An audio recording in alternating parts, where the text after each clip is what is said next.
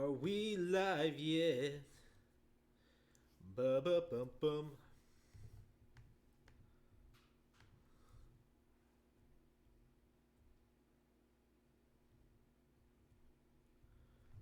All right, are we live? It looks like we're live. Oh boy, oh boy, oh boy. An entire weekend of all of this crazy stuff happening. Lots of great video games, lots of great books, lots of great manga. Captain Trips, the pandemic that's sweeping the nation. For this foreseeable future, due to measures taken by the our Chinese overlords. Captain Trips is the new name for the the issue that's surrounding us at the moment, and I think I'll just refer to it by that name going forward.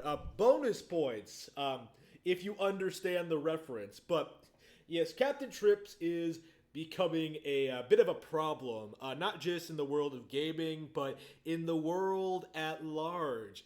Probably one of the biggest events, the biggest happening of, I want to say, the millennium, dude. Like, I can't think of anything in the entire 2000s that has had people so up in arms, so frustrated, so frightened than this. And it's completely justified. I know. I've been saying it for months. I've been worried about it for months. And I'm as prepped as I'll ever be, I suppose.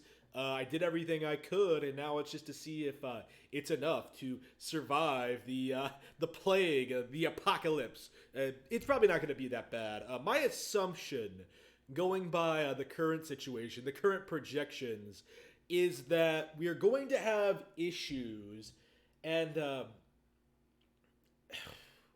we're not going to be able to resolve them right away. So I'm mostly concerned about supplies and food and my water and stuff like that. Honestly, I think the quarantines will probably do, the self quarantines are going to do a lot to contain the virus, even now that it's spreading across the world. Uh, did I say virus? I meant the Captain Trips. Now that Captain Trips is spreading around the world, I'm hoping that self isolation, quarantine, self imposed quarantines, smart decisions invoked by the public will curb the virus, curb Captain Trips, and hopefully lead to better public health. The government's not going to do anything. We really need to get this out of the way. We really need to talk about this because there is absolutely no reason at all, no justification for this to have happened to begin with. Like, all they had to do was shut down the border. Like, don't try to let them tell you that, like, oh, we didn't have the information. Oh, we didn't know how bad it was. Oh, we had no idea. No, it's their job to understand these situations and to respond accordingly. The World Health Organization didn't do shit. The Chinese didn't do shit. Our government didn't do shit. Really, the problem, along with a whole host of other problems, is primarily being caused by our government, and they absolutely should be held accountable. By the way, hello FBI. Thank you for listening into the stream. Uh, I'm sure you're watching this instead of dealing with this situation we have here with Captain Trips. I think you have better things to do than listen to a live stream of a guy with like 330 subscribers. Just unbelievable. Like I said before, they could have stopped this. You could have stopped this, and you did absolutely nothing. And a bunch of people are going to die. The elderly and people with pre-existing medical conditions. That's definitely one of the things about this, about Captain Trips, is that we still don't know how it spreads. We don't know, who it affects, what it does exactly. Exactly, I should say. And really, I'm not even sure the exact mortality rate. Like the numbers are all over the place. Like the Chinese are lying. Iran was probably had bad information. Italy looks really frightening, but there's all sorts of things going all over the place. I haven't heard of a ton of deaths in the U.S. yet, so I'm optimistic it can be curbed and treated and dealt with. Um, but it's going to take time, and I do think the quarantine is self-imposed quarantine is essential and very very important to what we're going to do here, what we need to do going forward. I am just oof, oof, definitely upset, and hopefully it doesn't get worse.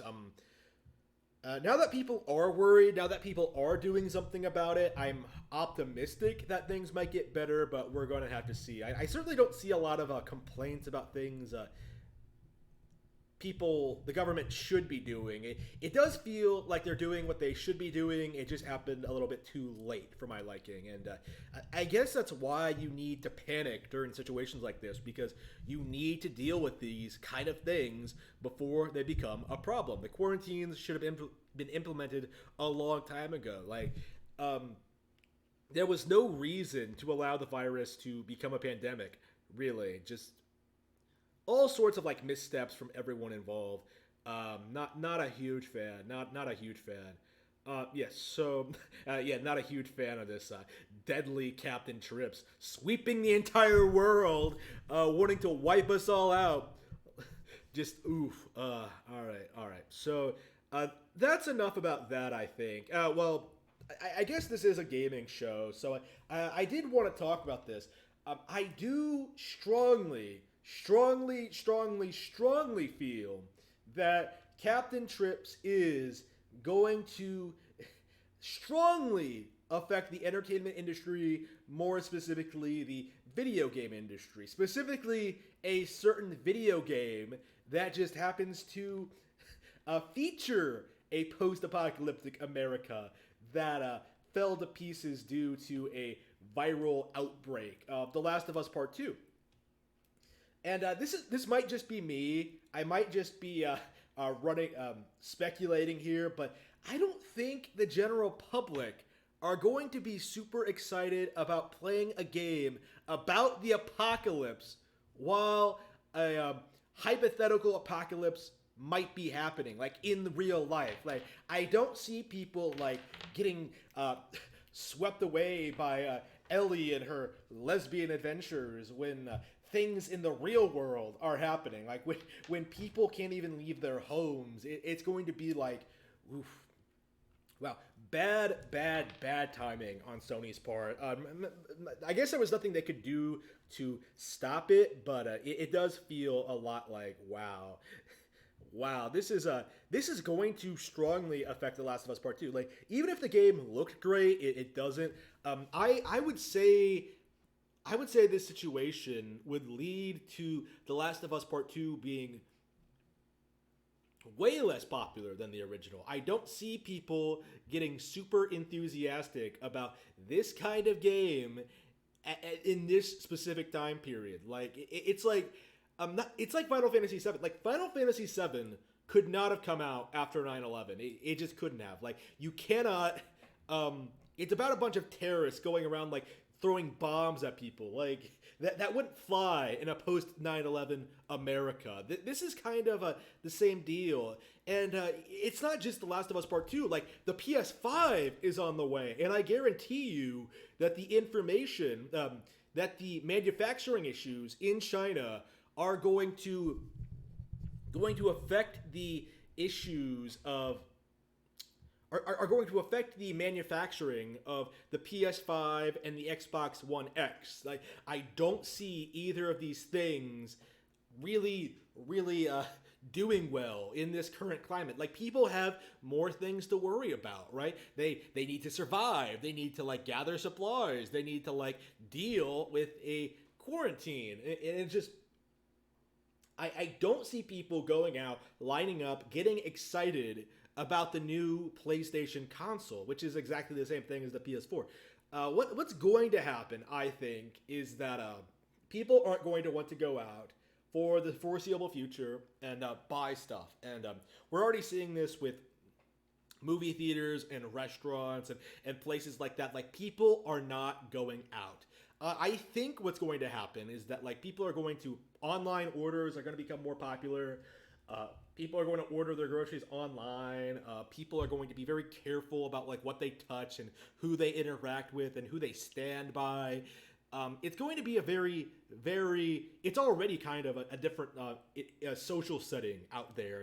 It's really, really strange. Very, very. It feels way different than it did a couple of months ago. Like, people are panicking, and for very good reason. Oof.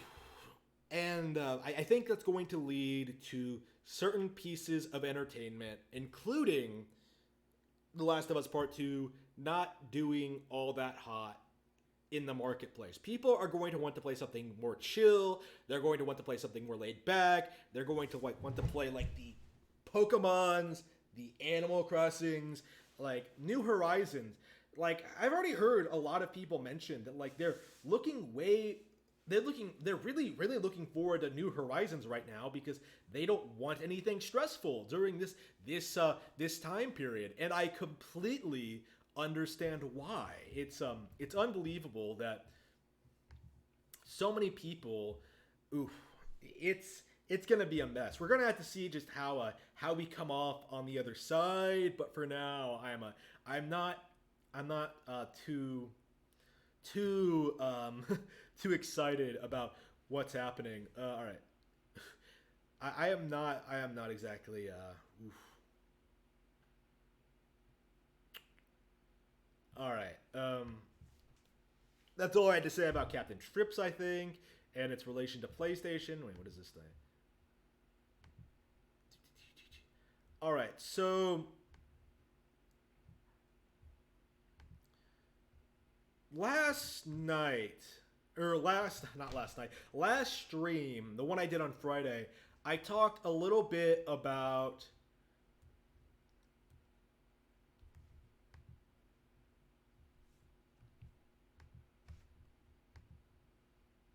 last week, I talked a little bit about Naughty Dog and their situation regarding their crunch schedule and their release, how they develop games. I talked a little bit about how companies like CD Projekt Red, how Rockstar, how Naughty Dog abuse and neglect their employees in order to put out a generic AAA cinematic story-driven game, right? The Last of Us Part 2, The Witcher 3, Red Dead Redemption 2, all pure shit. But because they work certain employees to the bone, 60, 70-hour weeks, it becomes it's become a huge issue in the industry right now, in which they're addressing the severe overworking of certain developers and certain individuals, like from certain companies. It's become a bit of a narrative, actually, that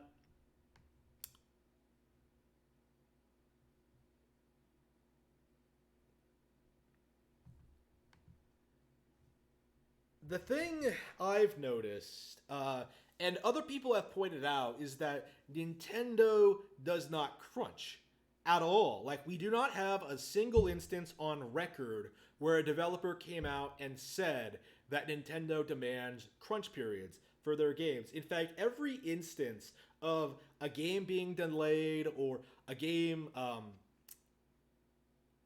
coming out at a specific time, it seems that Nintendo deliberately paces their release schedules to schedule their releases so their developers are not overworked. There are a couple of examples of that. And it's to avoid crunch, right? We know that they're doing this. We know that Nintendo is doing a great job of managing all these great games and really really putting out like I keep looking at all my things. Where did I put it?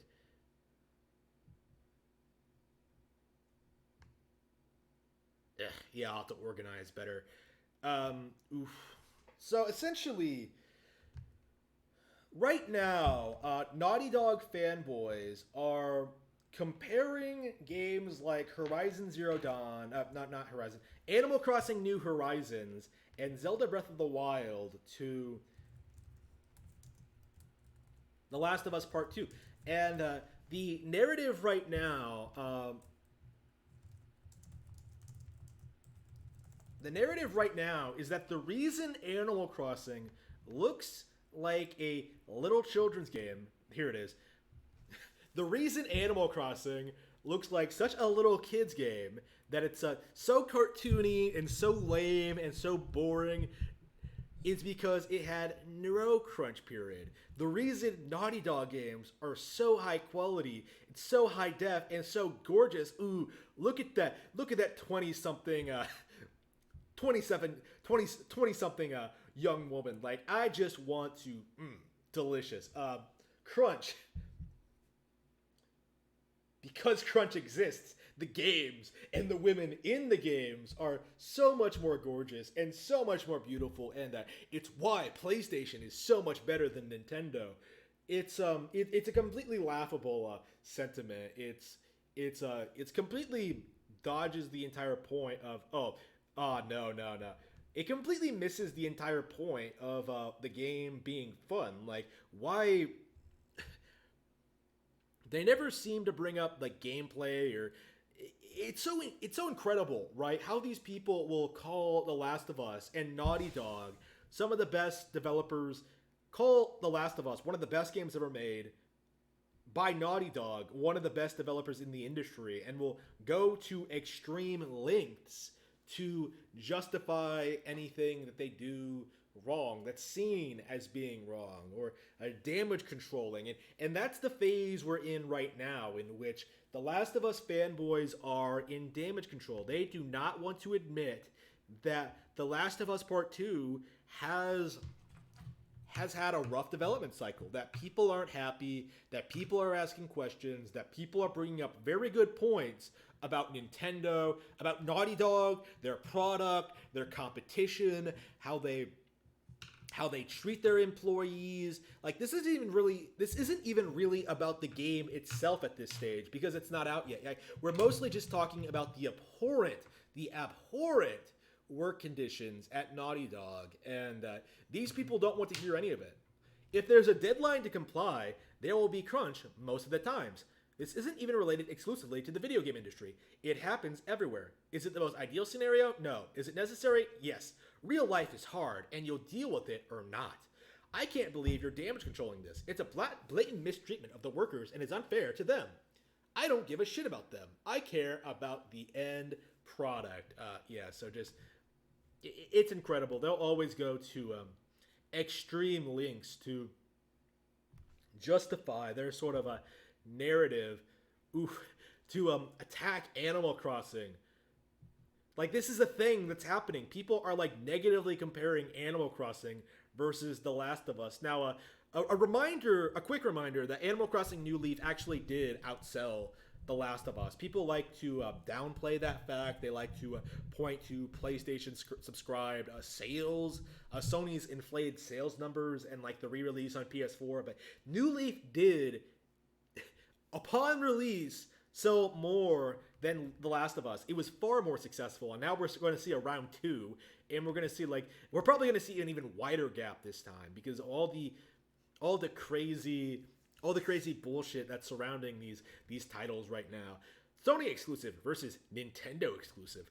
The Last of Us 2 is just another level when it comes to developer and labor workloads. In achievement, it's not even comparable.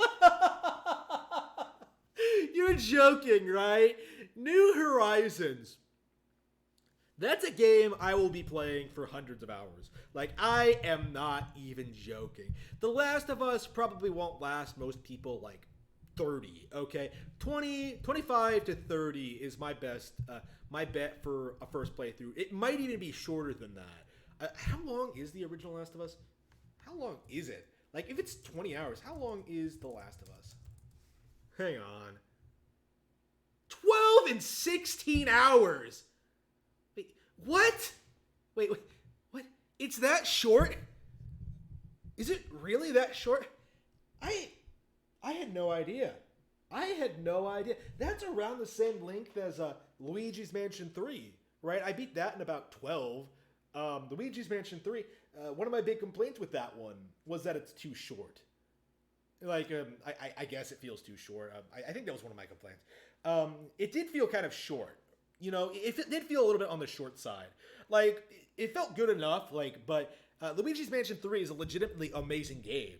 Like, The Last of Us isn't. Like, 12 to 16 hours. Are you serious? I actually had no idea. So, The Last of Us Part 2, I think it is supposed to be longer, so I imagine it's like 20 to 24.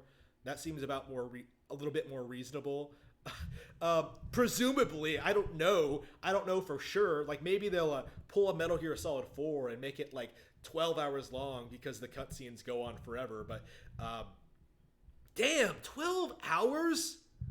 12 hours. Like, I could pop in New Leaf right now, several hundred hours in, and still like have new stuff to do every single day until I die, probably. New Leaf is amazing. New Horizons is going to be amazing. This narrative that like somehow, oh, Nintendo Switch games, they're not as technically comparable to The Last of Us. It's a joke, right? It's a complete joke. It is disrespectful to the developers, to Nintendo, to Animal Crossing fans. It's just fanboyism. Blind fanboyism. You have a product on your console and you're going to defend it no matter what. And that's the mindset we're seeing here. The most disturbing part is both games are $60 a piece, and there's no way in hell Animal Crossing development cost is nowhere near as high as The Last of Us 2. Why can't you people write? Like, did you take English class? Do you know how to speak English? Is this your second language? Did they not teach you how to type in English in chill school? Okay. It's like comparing a AAA game to an indie game. Wow. No praising Animal Crossing for what it does. Funny thing is that people will put way more hours into Animal Crossing on average, infinite replayability. Yeah, females love these type of games. I can see them playing all the time. They must be gay guys or a man-child and could care less if it comes to PC. Wow. Always with this ridiculous. My favorite thing about obsessive Sony fanboys trying to compare Animal Crossing New Horizons to The Last of Us Part 2 is that New Horizons probably had a 1/10 of a budget as Part 2. Ooh, probably not even that. Like, Breath of the Wild, Nintendo doesn't talk about their budgets very much. They do occasionally, but the difference between them is staggering. You really need to like see it to believe it. I know for a fact that Fire Emblem Awakening was put out on $1 million budget, and it sold 1 million copies. Like, just think about that for a minute. It was made on $1 million, and then sold 1 million copies, over 1 million copies. You know, huge hit, huge success, saved the franchise. People always love shitposting about like, oh, ARMS only sold 2 million copies. Oh, Codename Steve. Oh, Dylan's Rolling Western or anything like that. But what people don't realize is because Nintendo's budget is so small, because they're so efficient, I should say, because they're so talented, skilled at making games, they can make the same thing but better with a fraction of a cost. Like, people don't realize that things like voice acting, like full motion cinematics, like all these cutscenes, these animations, extensive development periods, like that adds up to a lot of money. And Nintendo, for the most part, avoids all of that. Like, their games tend to come out relatively quickly, relatively efficiently, and they sell proportionally to their budget. So nearly everything Nintendo puts out makes money, as opposed to stuff like PlayStation puts out, which almost entirely, unless it's a big, major, hyped exclusive, bombs, right? Like so many PlayStation games have bombed this generation that no one talks about them because nobody cared about them to begin with. Let's see. Let's see.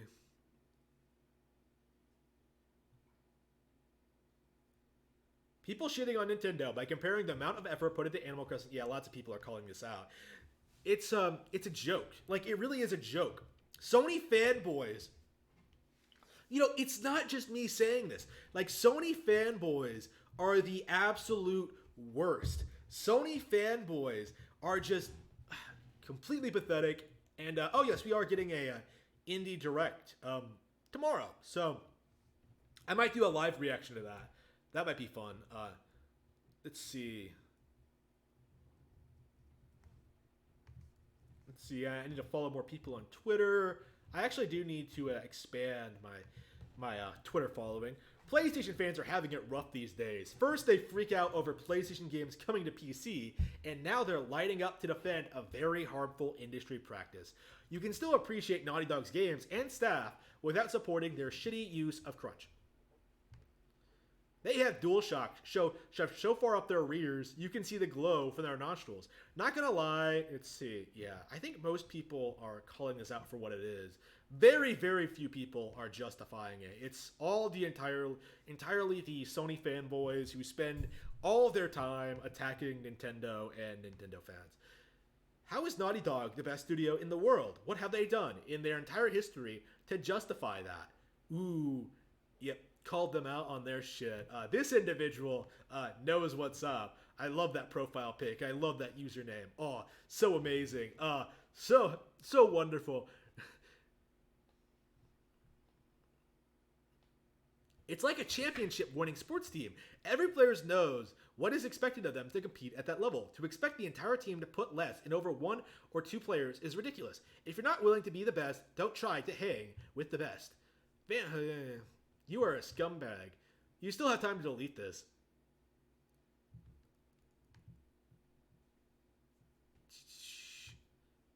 Yeah, people are just going crazy about this. Lots of damage control. Oh, I guess we could look at the Reset Era thread.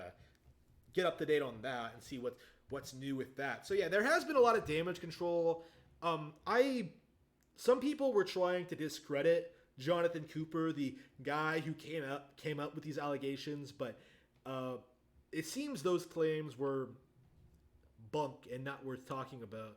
Let's see, Animal Crossing reviews thread, playing Breath of the Wild for the first time. Ooh, we're gonna have to see that. Is it gonna be based or ridiculous?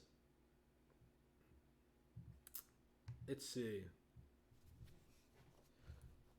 Well, more time always equals better quality. Yeah. Nothing is going to change, unfortunately. The whataboutism and equating crunch to quality needs to stop. Half-Life 2 and R-Word had great working culture for everyone on it, and all of those titles pushed the FPS genre pretty hard and redefined the space. For the worse, considering how FPS games have gotten worse since Perfect Dark. But let's see. Do you really expect ND to address this, or they will be like, "There's the door," and leverage a threat of, "Well, yeah. ND is just a company. There is no need to put on the yeah.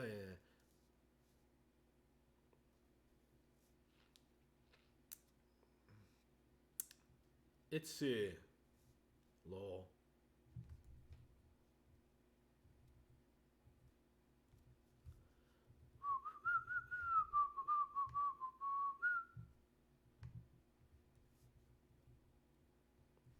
Let's see here. Ouch.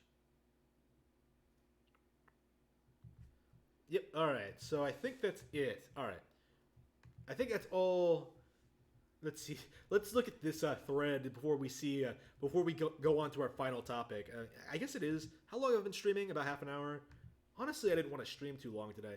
So I got a Switch not too long ago, and I got Super Mario Odyssey and Breath of the Wild. I played Odyssey first and ended up spending most of my free time collecting moons, and since then have tried other games, mostly things I can play in quick sessions. Anyway, fast forward to now, and I have 3 weeks off work due to the coronavirus. I'm a teacher.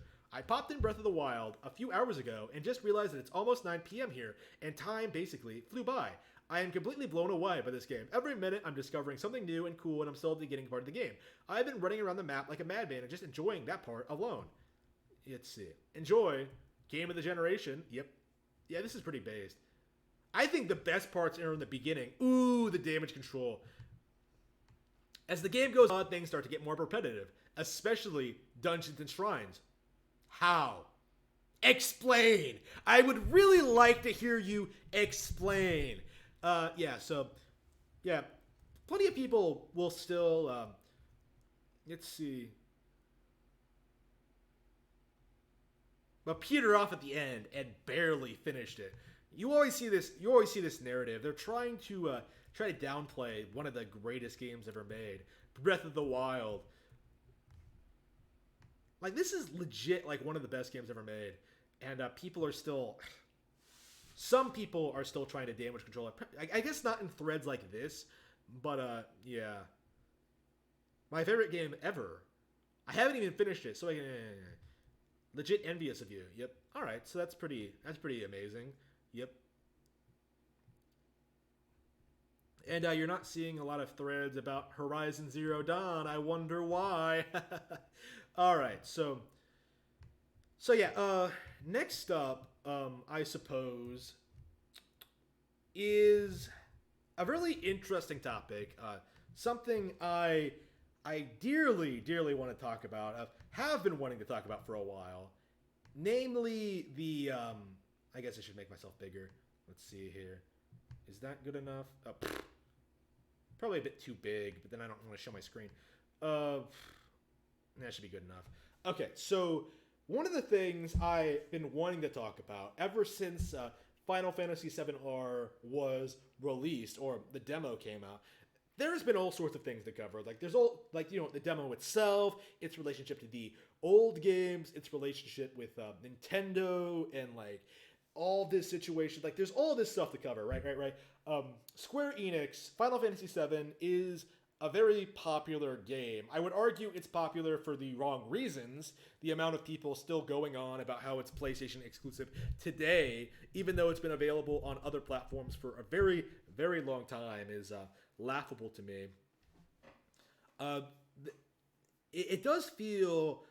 I personally do enjoy Final Fantasy VII, the original release, a lot, and do consider myself a fan of the game, which makes this situation, our next topic, very, very interesting to me.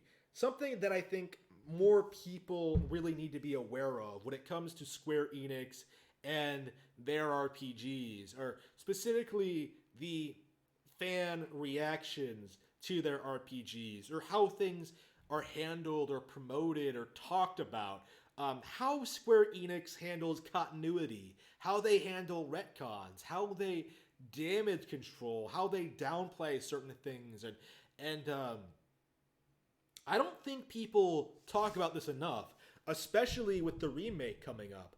But Square Enix has a history of messing with the continuity of Final Fantasy VII. Now, it's so interesting to me, considering how people will to this day spurg out about how, like, Other M ruined Samus's character, and how Nintendo doesn't respect their iconic franchises, and all of this stuff, but no one really addresses worse situations. No one really talks about Final Fantasy, right? Nobody talks about Final Fantasy VII, like Final Fantasy X-2, like all these really embarrassing add-on material that adds nothing to the original release, and in fact contradicts several core aspects of the original game, which it takes away the mystique and offers a paltry, uninspired explanation for certain things. It's downright weird. And I do think that most Final Fantasy VII fans have not played Final Fantasy VII in years, or have not played all of the complementary material. I myself have not played the other Final Fantasy VII games. I don't care to. I don't care about, like, their weird-ass depiction of Cloud and Sephiroth's rivalry. I don't care about their, like, interpretation of what happened in Final Fantasy VII.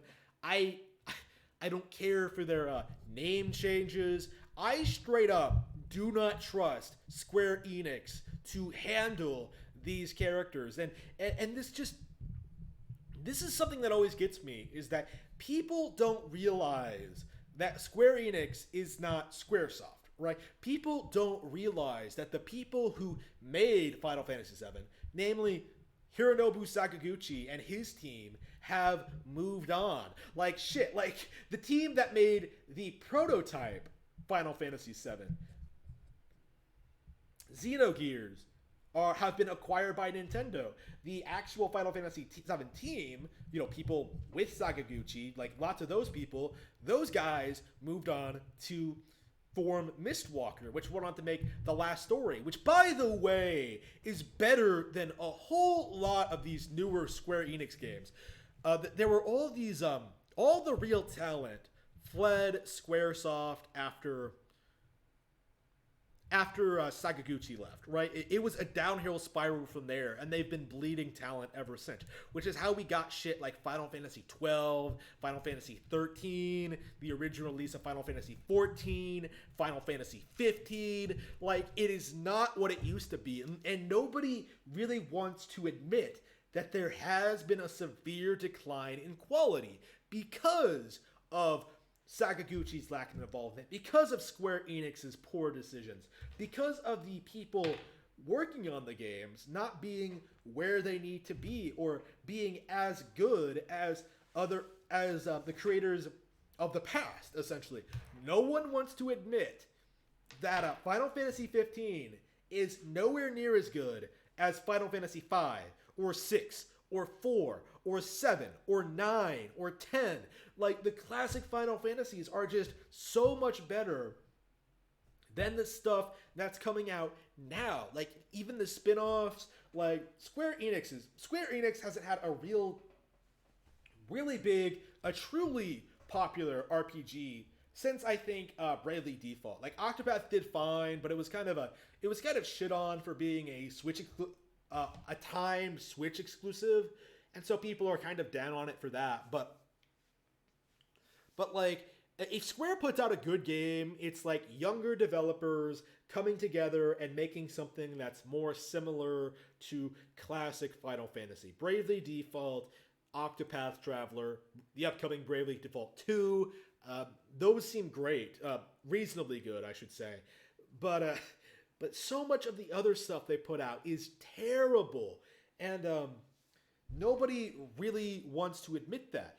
And as a result of that, because of this situation, because no one at Square Enix knows what they're doing or talking about, or what kind of effort went into the original Final Fantasy VII, in the newer games, they implement features, mechanics, story elements, and character bits that don't mesh well with the original release. There are lots of examples of this. I would have to actually play all these games to really give you an idea, but give you an idea of what's going on here. But I think the most obvious one is the whole idea that Sephiroth is the villain of Final Fantasy VII. Square Enix says this is the case. Modern Square Enix says this is the case. But if you actually play Final Fantasy VII and research it and like really go in depth, like how the world works and like who the villains are and what their goals are, it becomes very, very apparent that it is Genova, not Sephiroth, who is the true villain of Final Fantasy VII. Like, there's no real Sephiroth himself is just like a lackey, basically, when you get down to it. Like, Genova is some freakish alien abomination that's kind of above human understanding, I would say. Sort of like a Lovecraftian sort of thing. And Sephiroth is just sort of her puppet, right? Its puppet, I should say. And people don't really appreciate that. People don't acknowledge that. Like, Sephiroth, Square Enix insists that we don't understand the plot.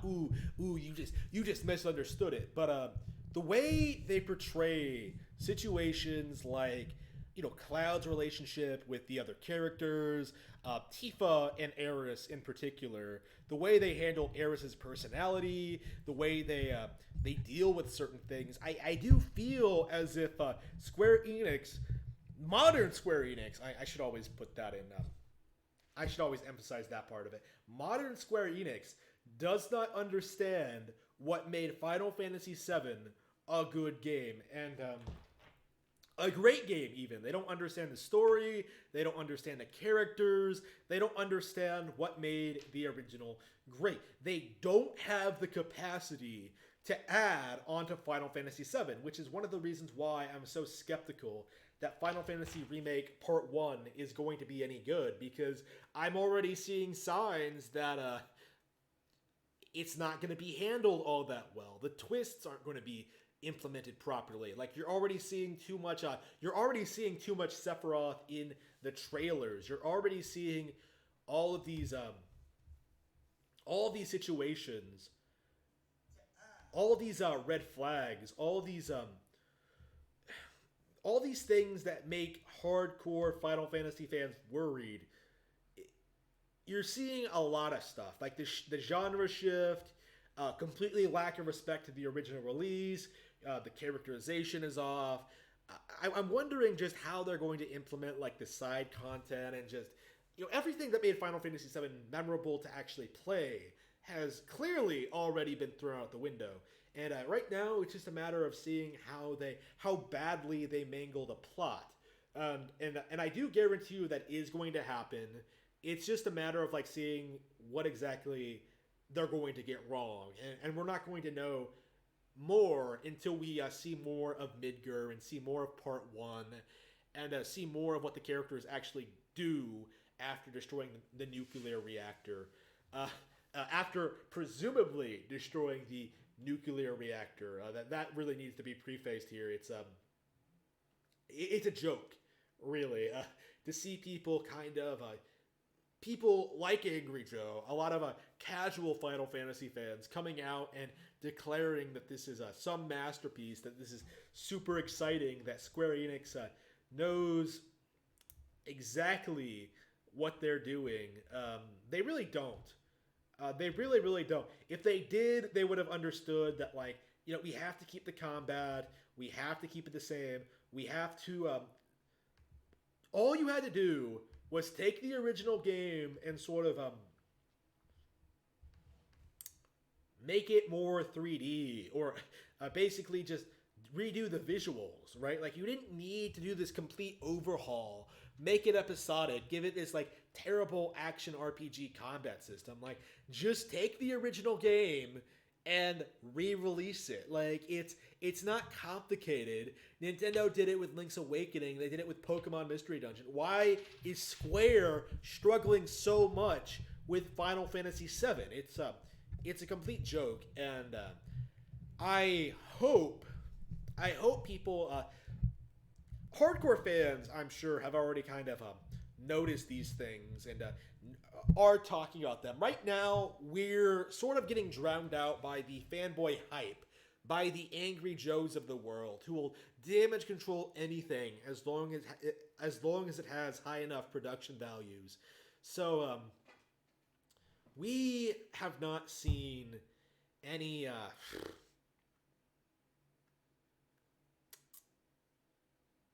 I have not seen any indication that Square is willing to apologize to Sakaguchi, to bring him back, to get like the old Final Fantasy VII team together, to really make this remake one made by the original developers. And as a result, it's impossible to believe, for me to believe, that they're going to remake this game faithfully. They are going to make changes. They are going to make pointless additions. They are going to make callbacks to the compilation, which fans explicitly said they did not want, and Square explicitly said they would not do, even though you can kind of already tell, yes, they are doing that. It's baffling. It's downright ridiculous. And Final Fantasy that extends too to other situations, like as I mentioned before, the reasoning for making Final Fantasy VII PlayStation exclusive to begin with. Square Enix openly, to this day, lies about the reason it went. Like, they ignore the PlayStation contract. They ignore the fact that Sony owned part of Square Enix, Squaresoft. They ignore that in order to push this narrative that Nintendo doesn't suit us. They're terrible to third parties. They disrespect us. Sony lets us do what they want, do what we want. It's a lot like Platinum Games and Tencent now, right? It's they're saying all this bold anti-Nintendo stuff, but it's going to go downhill eventually, very soon, in fact. And I don't think people are really going to call them on it. It's just maybe in this day and age, it'll be a bit more easy to follow. It'll be some YouTuber like me, like covering the news every day, just addressing this. Like, where are the Switch games? Where are the Switch versions? Why are you making excuses? Like, what is your justification for this? They can't really keep doing that forever, right? They already can't really do it now, to be completely honest with you. Like, there's no real justification for Final Fantasy VII-R to not be on Switch. Like, you are deluding yourself if you think this game can't run on Nintendo Switch. Completely deluding yourself. I will definitely be pushing for Final Fantasy VII-R to come to Switch. I want it on Switch. I think we should get more classic Square games on the Switch. I would love Parasite Eve, for example. I would definitely be interested in seeing more Square games on Switch, but they're certainly not releasing a whole lot. But they are certainly making a lot of excuses. We haven't seen any excuses yet this year.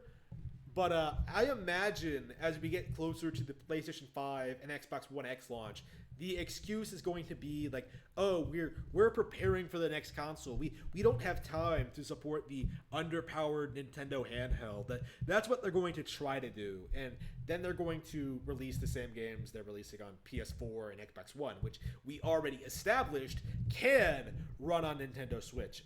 So yeah, I don't trust the third parties. You should not trust the third parties, and we need to be extremely skeptical of them going forward. I don't think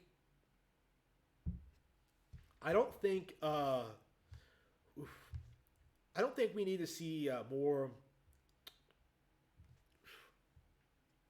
We need to stop seeing excuses from these developers. We need to start seeing more Switch games, more Switch ports, Switch versions of things, not ports, like actual new games that are being hyped up for PS4 and Xbox One. Where are the Switch versions? Where's Beyond Good and Evil 2? Well, that's a Ubisoft game, but where's Monster Hunter World? Like, you can't convince me these games can't run on Switch, and yet these companies will tell this bold-faced lie that, like, oh, it can't run on Switch, and then, I don't know, they put it on something weaker than a Switch. I'm sure that happened a lot with, like, the Vita. Actually, come to think of it, they would put a lot of third-party games on Vita and ignore Wii U. It's a complete joke. It's a complete joke. Okay, so I think that's everything I wanted to cover. Definitely a fun show tonight. I had a great time. All right, so please like, comment, subscribe. Check out my books on Amazon. Follow me on Twitter. The link is in the description below. Super hyped. Tomorrow is the indie demonstration. I am super excited about the first batch of new indie games for 2020. It's been too long since we got any new announcements for Switch, period. So I will be eagerly tuning into this indie showcase on the 17th and will eagerly await the Nintendo Direct, hopefully in early April. Hopefully Captain Trips will be behind us by that point and we can move on with our lives. But until then, I will see you all next time. 10 a.m. Well, probably around 9:30, 9:45-ish. 9:45-ish, Nintendo Direct, Indie World. I will see you all there with my first ever live reaction video on this channel. I'm super excited. I will see you all there.